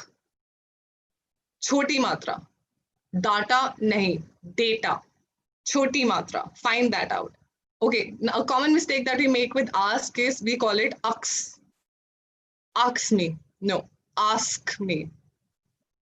Dex. No, desk. Nuclear. Nuclear. Pronounce and pronunciation. Pronunciation. Often pronounce ke baad we say pronunciation. No, we have to call it pronunciation is pronunciation and pronounce is pronounce. Clothes and cloth. It's not cloths, it's clothes. Now, how do you improve your vocabulary the fun way? I'm not getting into technicalities. I want you all to understand how you can work on your vocabulary, speak fluently, get closer to your aim, communicate better. All of this by doing things on your free time, things that you're already doing during the lockdown. I'm sure you're all, all of us like to pass our times, time pass as we call it. So I'm giving you ways in which these things which you call time pass, you use your time pass to learn. So even when you're passing your time, you're actually learning something out of it. First point that I want to give you all is audiobooks. So every time you have a book, you read a book, try also understanding audiobook. Okay, find out the audiobook. Audible is one platform where you can get audiobooks very easily, and it has it in different accents, especially mostly in the accent in which from which the writer belongs to, the country from which the writer belongs to, usually in those accents. So the audiobooks will help you connect the word with the sound and then how you can pronounce it. Say it like that. The second way in which you can learn is by attending or participating in webinars. And whenever you have a doubt, ask. Third, binge watching. You all understand the concept of Netflix, Prime Videos, Z5, Hotstar, English movies, everything. So now you take some of these shows and some of this time, start watching whatever show you're watching with subtitles. Binge watch and make it fruitful. Start with any story that you like, anything that you like to watch. No matter where you're coming from, there would be some things that you enjoy watching. So find out what shows interest you the most. English shows only. I'm not talking about Hindi at all. English shows, switch on the subtitles and then watch the show. This is the best way to learn. Another thing, if you've all seen English Winglish, you will remember how in English Winglish, she sits in front of the TV, she has news in front of her, they show the headlines and she repeats after it. And whenever she has a doubt, she unmutes the person and she tries to understand the accent. That's how you will learn. Podcasts, if you are familiar with the concept of podcasts are only audio files which you can listen to. They will tell you stories, they can tell you, they have self-help books, all such sort of things, but find these things out because when you listen, you will know. There are times that we learn from our teachers. Sometimes the teachers who are teaching us might not have a lot of experience or exposure being underlining exposure. So there are times that the pronunciation that our teacher teaches us is not correct. But you as an individual want to learn and you want to compete with the globe. So making an excuse that meri teacher ne to yahi kaha tha, yahi sikhaya hai is no more applicable with this generation, with any generation for that matter. This is not an excuse. Humne yahi sikha tha. Even if I learned this 20 years back, doesn't matter. If I want to change it, I can change it now. But it has to be my will to change it. So make sure that you listen to all these things, because when you listen, hear, watch other people talk, you will know that there is a probability that your peers are making a mistake in pronouncing a word right, and you have a scope of improving. So learn from there. talk to live humans, okay, living beings. Talk to them. Don't just just binge watch and that's it. That's where I end it. When it comes to talking to people, nahi, log kya kahenge, people might not like it, so I might make a mistake, that's why I'm not going to talk. No, talk to people, talk to everybody, talk to living human beings. Make that mistake. Okay, travel is one very important way in which you can learn, but don't do it right now, please. It's COVID-19. This is something that you have to keep in mind because you're going to live long and we are going to travel soon. So keep this in mind. You have to travel, and that's why you need to build your vocabulary and speak in English so that you don't go to the US and end up saying, sit, where I go? I don't know. Oh, no. Open up your vocabulary, talk to them, and probably boys and girls and everybody else right here, find somebody you like there as well, and then you can come back home and stay connected to them. I've done that in a lot of my travels. Okay, speak out loud. So once you binge watch and you like something and you learn a new word, put it in sentences and speak it out loud. If you can't speak it out loud in public, pretend like you're the Queen of England. So you said, hello, how are you doing today? Talk to yourself. Find yourself a room or a bathroom. Don't be very loud if that scares you or you're shy. Speak in a private space. You can go to your car. Ladke aur ladkiyan bahar jate hi hain. You meet each other. You meet your friends. Speak with them and play pretend. Okay, this is one of my favorite things, role plays. So start talking to them in fake accents. Nobody's judging you. Do it in your safe space, and if you want to learn, do it around people who will promote your growth and learning. Don't do it around people who will suppress you or make fun of you, and in turn you will fear the making mistakes even more.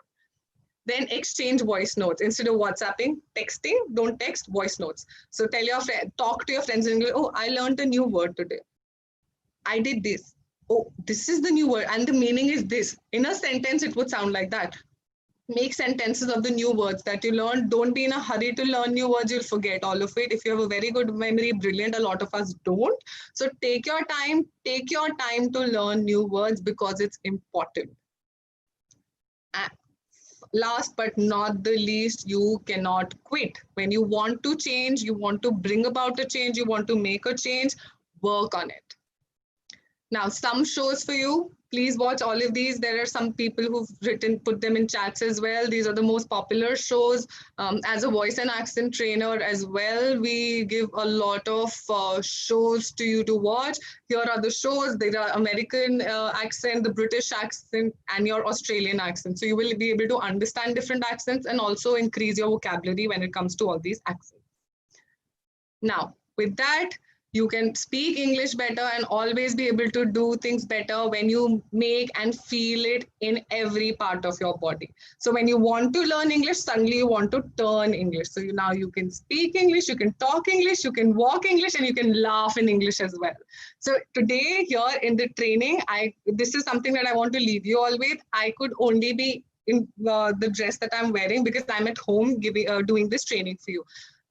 I want to feel as much a part of a trainer. This is something I'm telling you out of my experience as an image consultant. When you want to do something, make it a part of everything that you're doing.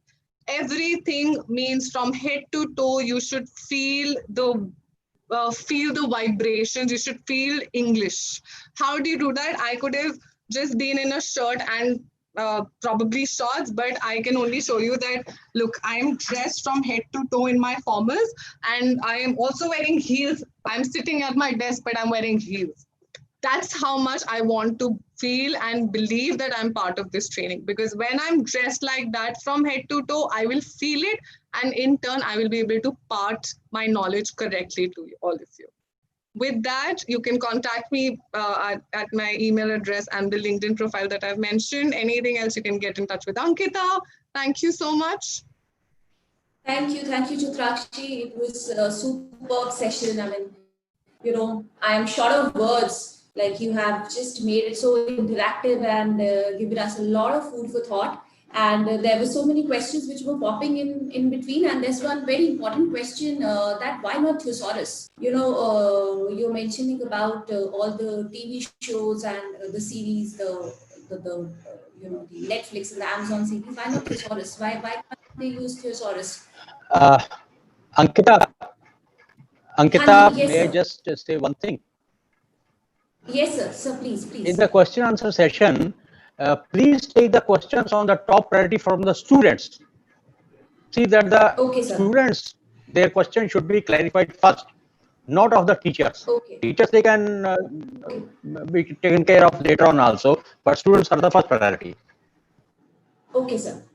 Right. Yeah, Chitrakshi, please go ahead. Yes. Very good question and very important question. If I tell you, okay, here's this phone. Why don't you watch something on Netflix? Or I tell you, here's thesaurus. Why don't you study from it? What would you like to do? Ankita, this is your answer. Tell me, what would you want to do? See, I do both. Okay. I do a mix of both the things. Very, very important. If you can do it, brilliant. But if you tell the students to do one of these, trust me, this is the option that they're going to choose. So for those who want thesaurus, brilliant. Please watch it. Please stick to thesaurus. If you can do both, it's excellent. But if you can't do both, for all those who like to escape as much as books as much as possible, take your free time, do the things that you like the most, process things that you like the most, understand things that you like the most, and learn from it. Does that answer the question, Ankita? Yeah. Thank you so much. See, I understand this thing because from a generation that is from a very tech-savvy generation, of course, these shows come a lot more handy, and they give you a kind of an exposure to the correct pronunciation as well. So you're just not learning the words, but you're actually listening them and understanding the context as well as the correct pronunciation. So of course, I do agree with your point. Any more question from first? We'll give priority to the questions which come up from the students. Any student who wants to ask a question? Ma'am? Yes, Palak, please go ahead. Chitrakshi, ma'am? Yes. Ma'am, as you are a communication trainer, and you know that, so we can go for listening interviews of Prime Minister and other official interviews, so can help a vocabulary. I didn't get the question. Could you repeat it, please? Ma'am, can I saw formal interviews like a communication with the very important persons of our country and other formal office interviews, office communication, so that it can help me to improve my communication skills? Absolutely. Anything that you, if you can learn by watching and seeing, like I told you, you have to practice with it. The most important thing that I want to leave with all of you is practice. Till you don't practice something, you will not be able to do it. So you will be able to understand and be better at communicating, Palak, when you speak to people as well. So listen to all these interviews, but find that group of people with whom you can interact and talk and share whatever you've learned. Because if you don't talk to them, no matter how many interviews you watch, no matter how much binge watching you do, you will not be able to pronounce things right or communicate better when it comes to you talking. So practice is very important. Don't be scared, don't be shy, don't be scared of making mistakes. Just go ahead and make mistakes. Sab galtiyan karte hain. Don't be scared of making mistakes. But make sure that you learn from those mistakes, because in the end, it's your communication that will improve. Those people who are laughing at you right now, they might not even care what you do tomorrow. But you, when you improve, you will be happy, you will be more confident, and that will only happen when you make mistakes. So make mistakes. I hope your question is answered, Palak. Any other student who wants to ask something to any of the panelists? I'm very happy that I have all the 4 panelists with me today. The panelists who took the sessions yesterday are also with us today. So you can post a question to any one of them. Yeah, Jignesh Solanki raising hand. Unmute yourself and ask the question. I don't know if she's a student or a faculty. Is Mr. Jignesh with us?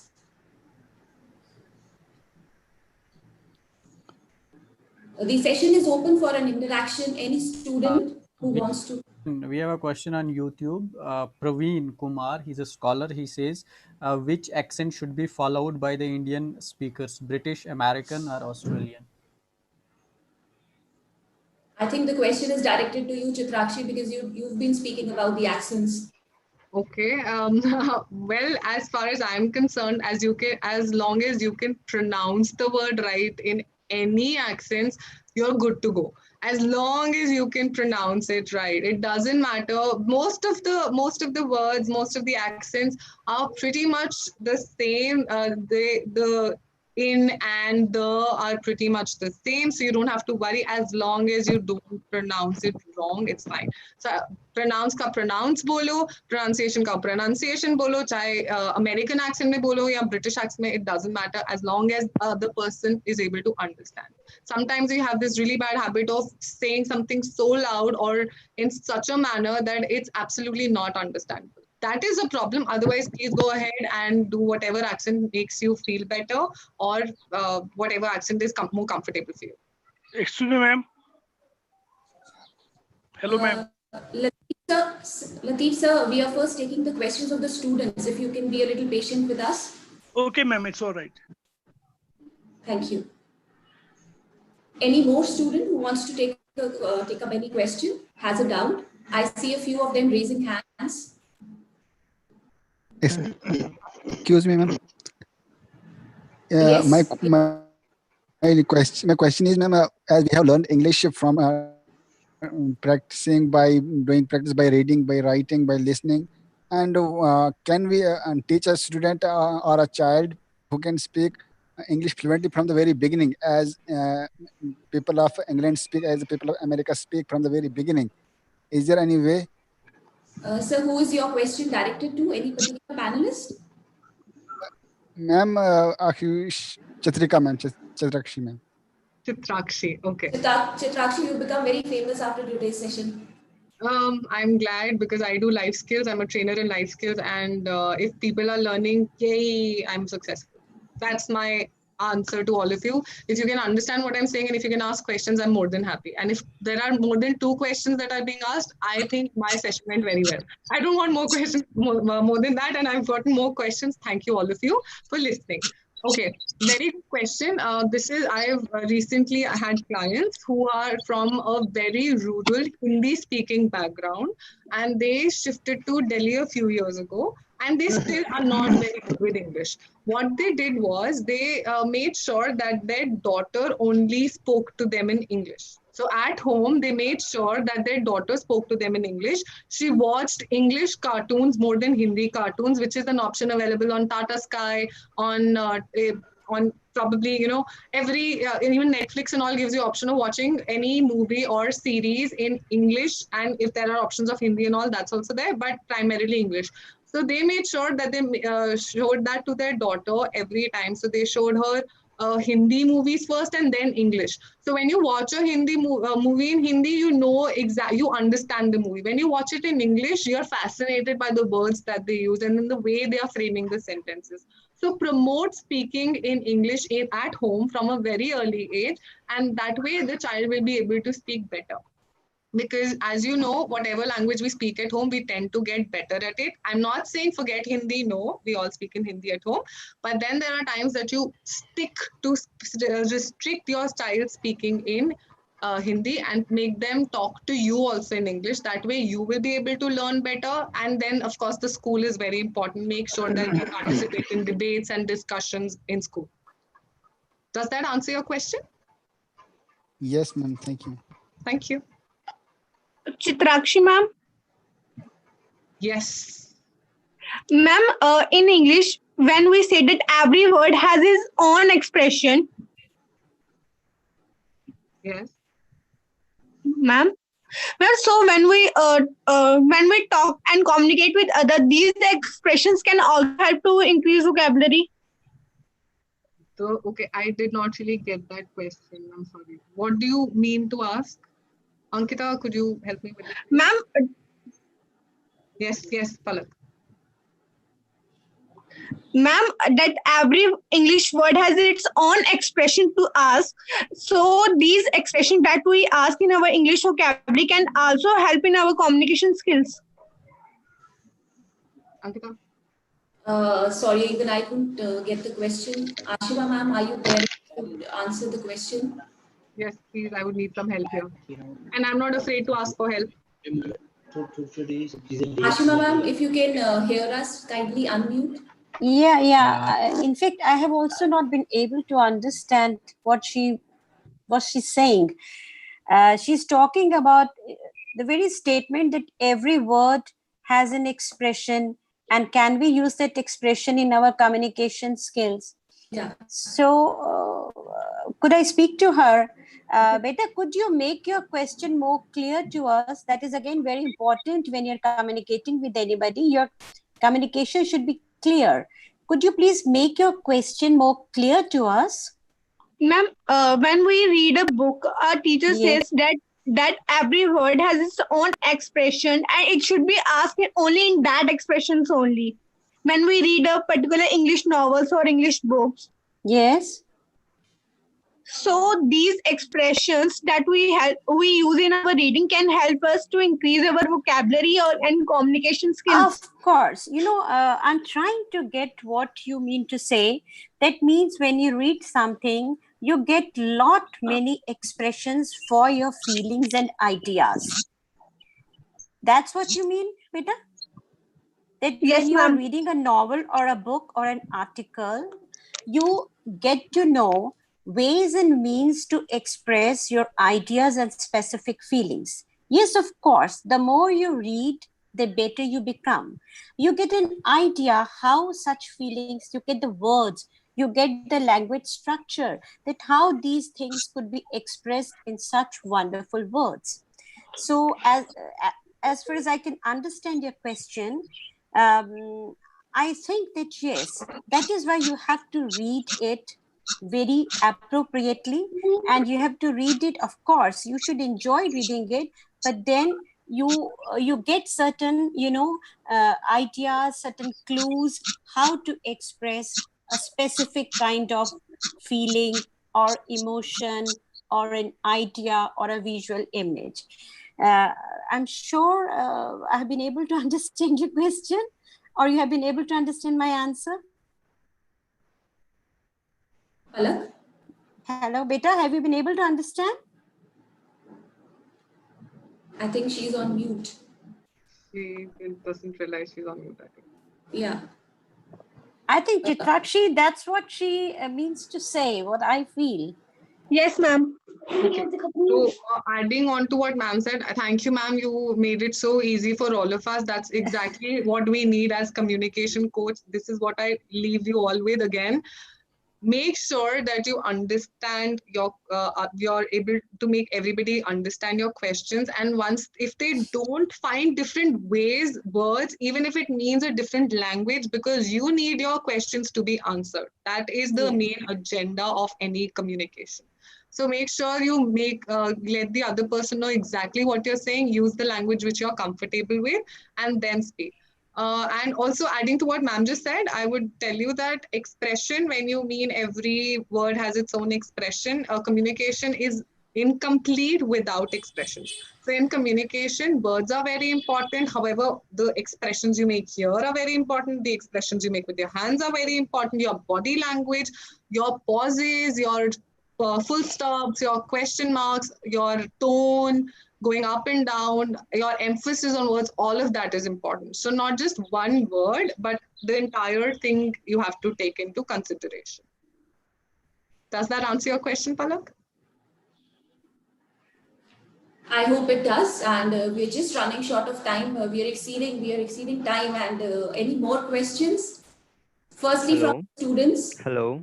Yeah. Hello, ma'am. Am I audible? Yes, you're audible.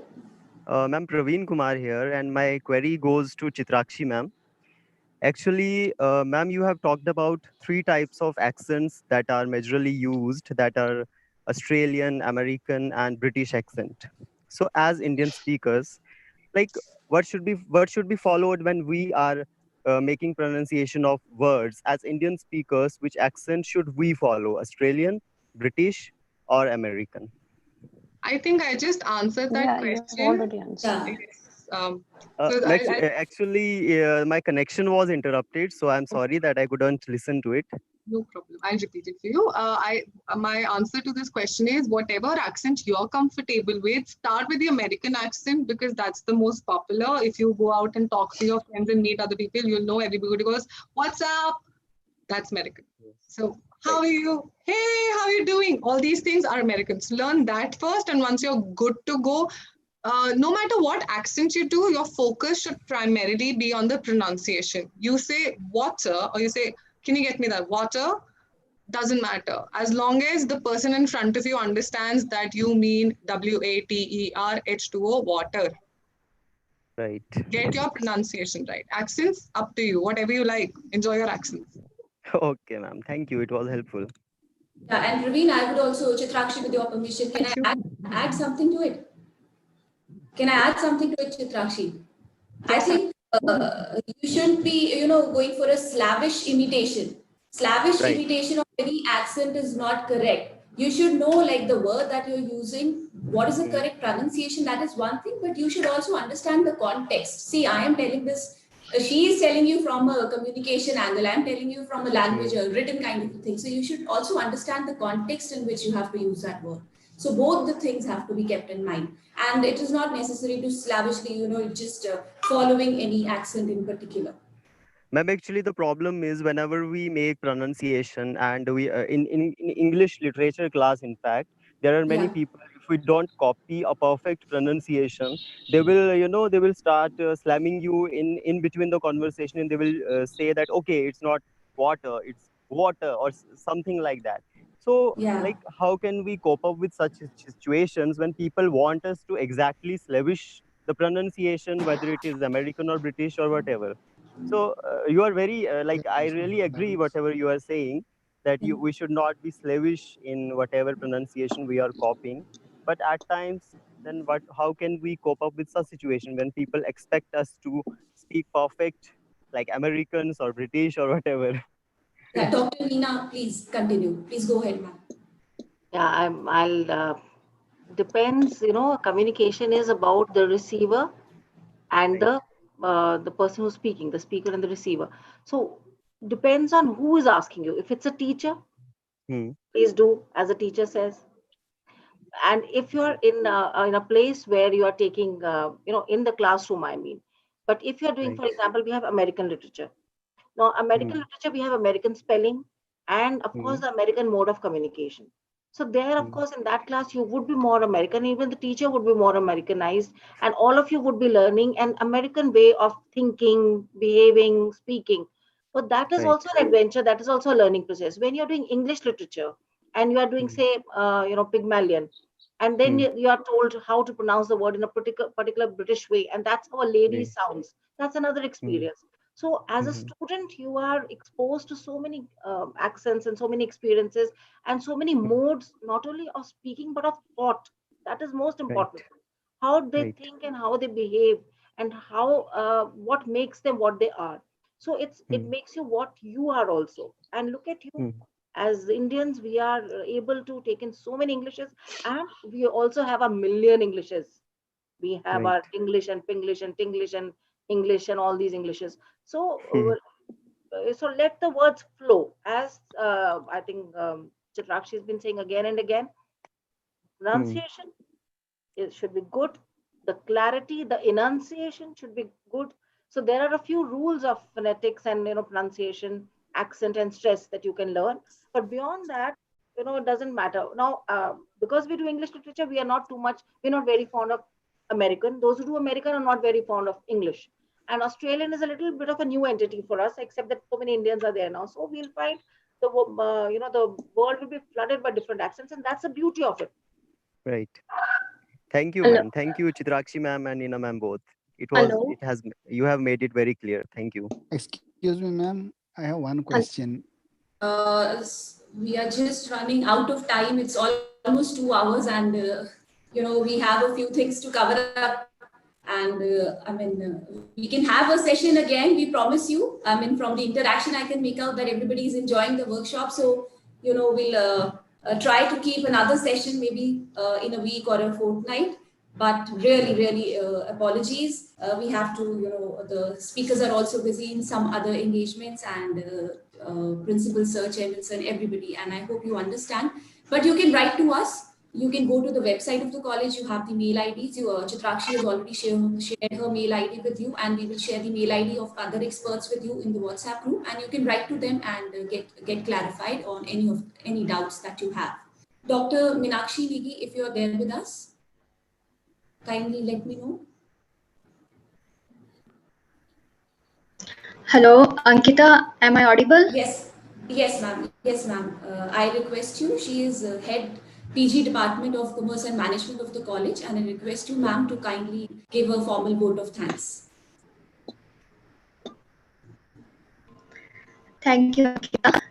It's my privilege to present vote of thanks. After such an interesting workshop on reading effective vocabulary, I am grateful to the learner speakers, Professor Ashima, Dr. Gaurav Verma, Dr. Neena, Gupta, Ms. Chitrakshi, for these 2 delightful days. We learned a lot of new things, and I can assure you that we will be using these tips for speaking English effectively. I particularly like the concept of empathetic vocabulary, as Ankita also mentioned. We really need to teach our kids this. I express my gratitude to the management, Chairman Sir, and Principal Sir for encouraging us to take initiatives and organize such events. I would also like to put on record that both Chairman Sir and Principal Sir very enthusiastically attend all these webinars and workshops. And let's not forget to acknowledge Dr. Aditya, because of whom we all are here today. This workshop came as a whiff of fresh air among the very serious webinars we have been attending on economic and political issues. So it was good, not to talk about Xi Jinping and speak croissant, foie gras, water, and learn that when girls giggle, men blush. I'm thankful to all the participants who attended the workshop and asked various questions, thereby making it more compelling. It is good that many participants are educators, because as Ms. Chitrakshi said, we influence the way our students speak. When we were in school, we had an English teacher who was from UP, and he used to pronounce school as school. As a result, a good number of students started saying school. But as someone has said, the only normal way to begin speaking in a new language is to begin badly. Mistakes are proof that you are trying. So don't bog down with the burden of speaking correctly. Do it anyway. One day you will be a Shashi Tharoor. So I thank all the attendees again. And over to you, Ankita, for closing the meeting. Thank you. Unmute yourself, Ankita. Thank you, ma'am. Thank you for joining us. Thank you for gracing the workshop with your presence. Principal Sir and Chairman Sir are also there with you if you would like to add anything before we sign off. Good afternoon, Ankita. Good afternoon, sir. That's the chairman of the college, Major General. I cannot resist myself. Because the session has been really very, very fascinating for me personally also, because I learned a lot. And I was just thinking that Ashima ma'am is also there, and of course the other speakers. Yes, we do need to plan something different for our students actually in the next session. We have been talking since last 1 year, but actually nothing fruitful has come. But today's session has given me some new ideas, and definitely I'm going to share through email with Principal and Dr. Ankita that what we can do for our students, especially that our students are two types. Everyone is from the rural area, number one. But the students who immediately join college after +2, their level is totally different. And secondly is that the students who are in the final year, who are aiming to either appear in some competitive exam, or because of the economic condition, a good number of them, they want to get some job. So we do require to enhance the communication skills of two type of students, for which we must plan. I'm saying we must plan, we will plan an extensive type of workshop or the training session, whatever may be. That is point number one. Secondly, especially for the students, you see that so many tips have been already given. What I will suggest is that, firstly, start reading loudly English newspaper alone. Start reading loudly. And once you read the English newspaper, you will come across a good number of words. Just note down, not every word, the word without which you are not in a position to understand the whole meaning or the gist of that particular paragraph. Just jot down that the word, refer to the dictionary, and you will see that the same word is repeated after a week, after a couple of days, etc. Then this word will automatically become part of your vocabulary. You need not to refer any dictionary also. So the point is that you have to enhance your vocabulary.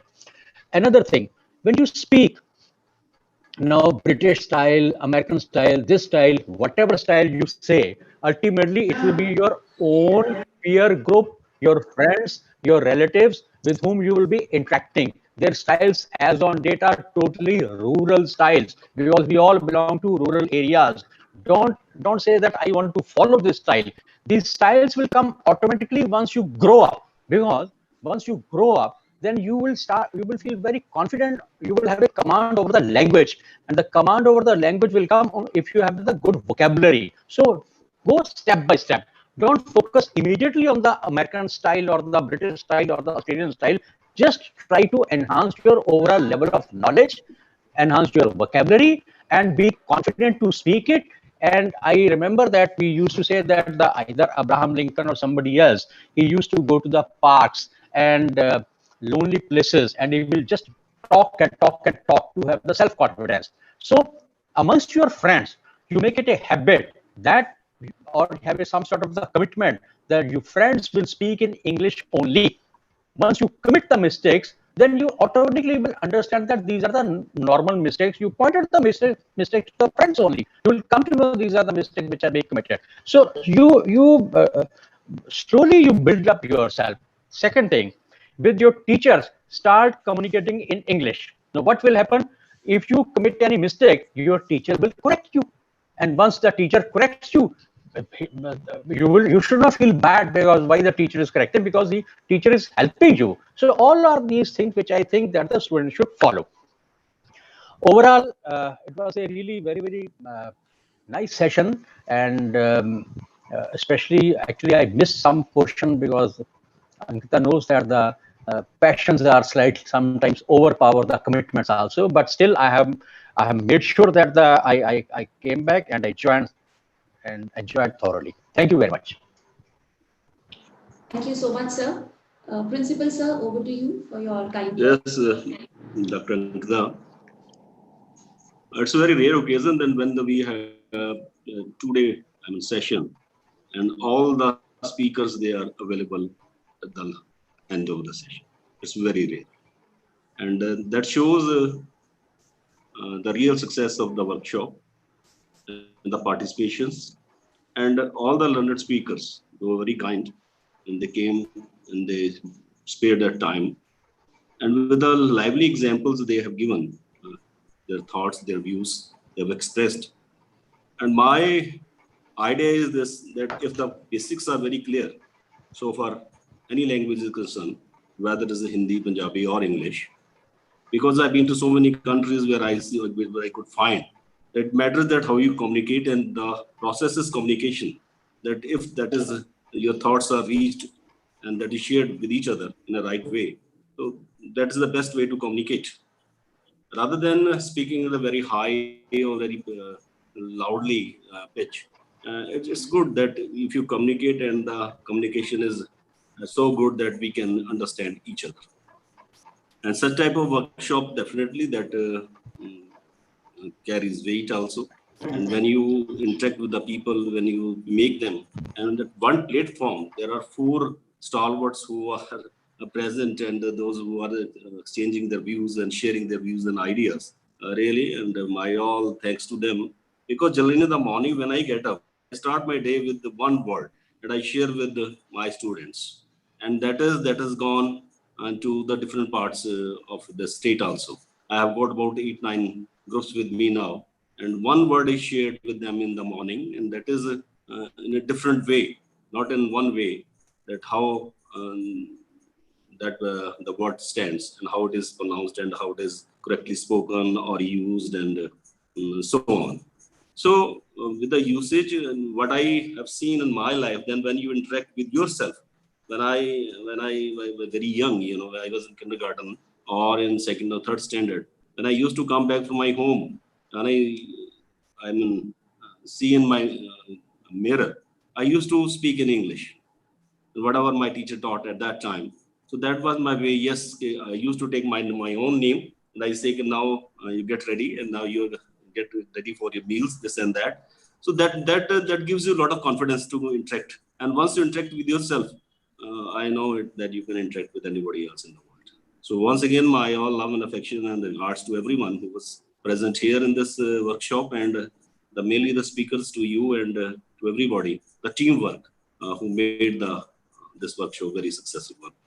And we look forward, as Jindashuri has just mentioned, that in the coming session, we will like to have the practical approach to this workshop. Thank you once again. Thanks so much.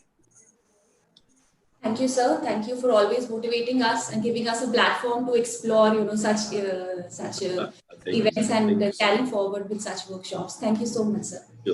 God bless the feedback form, which is also the assessment form, it has been shared in the chat box. You have to fill up that feedback form for your certificates to be issued. We will also be sharing the link in the WhatsApp group. So for those who have missed here, they can fill up the feedback form through the WhatsApp group, and your certificates will be issued accordingly.